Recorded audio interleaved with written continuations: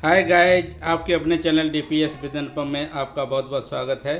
Guys, इस session बात करने वाले हैं आधुनिक भारत के इतिहास से, जिसमें हमने टॉपिक लिया है भारतीय राष्ट्रीय आंदोलन, जिसका भाग 3 है। इससे पहले हम 2 भाग अपलोड कर चुके हैं, जिसकी हमने लिंक डिस्क्रिप्शन में दे रखी है।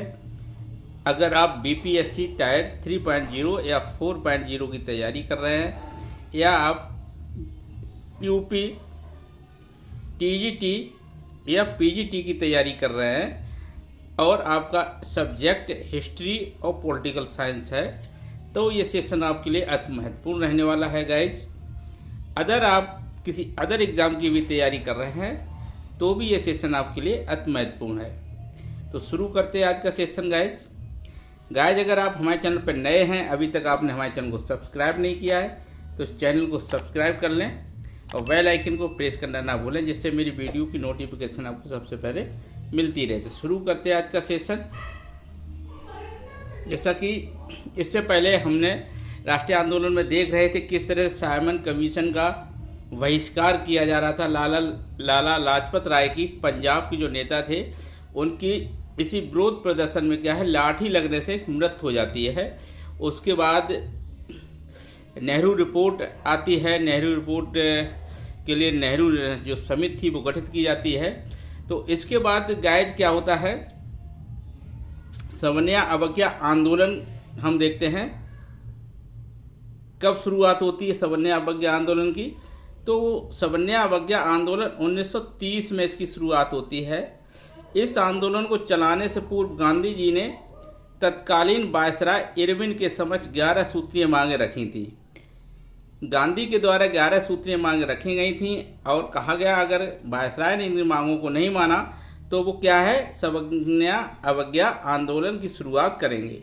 यह आंदोलन 2 बार चलाया गया था, सन 1930 में और 1932 में। यह आंदोलन 2 बार चलाया गया। एक बार 1930 के चलाने के बाद इसको स्थगित कर दिया गया था और 1932 में पुनः इसको चालू किया गया था। गांधी जी की जो 11 सूत्रीय मांगें थीं, उनमें से अगर हम बात करें कुछ प्रमुख मांगें, जिसमें विनिमय दर को आधा करना, दूसरा शराबबंदी लागू करना, नमक कानून समाप्त करना और सभी राजनीतिक कैदियों को रिहा करना, ये प्रमुख मांगें थीं। जबकि 11 सूत्रीय मांगें में बहुत सारी मांगें ऐसी थीं। आगे देखते हैं। तो दांडी मार्च या दांडी यात्रा, नमक कानून 12 मार्च 1930। तो गाइज 12 मार्च 1930 को गांधी के द्वारा अपने आश्रम जो था साबरमती से दांडी के लिए यात्रा आरंभ करते हैं। वो यात्रा आरंभ करने का काम डेट थी 12 मार्च 1930 को। तो 12 मार्च 1930 से 6 अप्रैल तक को गांधी जी 78 स्वयं सेवकों के साथ साबरमती आश्रम से 385 किलोमीटर या 240 मील दूर स्थित दांडी के लिए प्रस्थान किया। जब वो पहले दिन 12 मार्च को इन्होंने यात्रा शुरू की थी, उस दिन 78 स्वयं सेवकों के साथ, कितने, 78। इसके बाद कारवां बढ़ता गया और हजारों की संख्या में इनके पीछे भीड़ लग गई थी। और वो दूरी इन्होंने 385 किलोमीटर की तय की थी या 240 मील में। कितने दिन में की थी? 24 दिन की यात्रा के बाद 24 दिन लग गए थे इस यात्रा को पूरे करने में। 24 दिन की यात्रा के बाद दांडी पहुंचकर समुद्र तट पर नमक बनाकर नमक कानून तोड़ा। तो गांधी ने समुद्र किनारे नमक कानून तोड़ा। इस घटना को अमेरिकी पत्रकार बेब मिलर ने दुनिया के समक्ष रखा था। जो अमेरिकी पत्रकार इनके साथ चल रहा था, जिसका नाम था बेब मिलर, ने इस घटना को क्या है, अपने अखबार के द्वारा प्रकाशित कराया, जिसको दुनिया में इस चीज़ की क्या है, विदेशों में भी दांडी मार्च की क्या है, इसको अखबारों ने प्रकाशन किया था इस घटना को। गाइज भारत में अन्य जगहों पर भी इसी तरह यात्रा निकाली गई थी। अगर हम बात करें दर्शना महा, ये सरोजनी नायडू ने यहाँ पे आंदोलन चलाया था इसी समय। पश्चिमोत्तर भारत में खान अब्दुल गफ्फार खां के द्वारा, जिन्होंने खुदाई खिदमतगार आंदोलन या लाल कुर्ती आंदोलन 1930 में चलाया था। पश्चिमोत्तर भारत में खान अब्दुल गफ्फार खान के द्वारा खुदाई खिदमतगार आंदोलन या लाल कुर्ती आंदोलन चलाया गया था।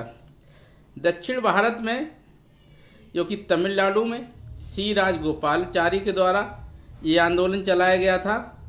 और वही पूर्वोत्तर भारत में रानी गांडेलियू रानी की उपाधि पंडित जवाहरलाल नेहरू ने प्रदान की थी। इनको रानी की जो उपाधि दी गई थी किसके द्वारा दी गई थी? जवाहरलाल नेहरू के द्वारा दी गई थी।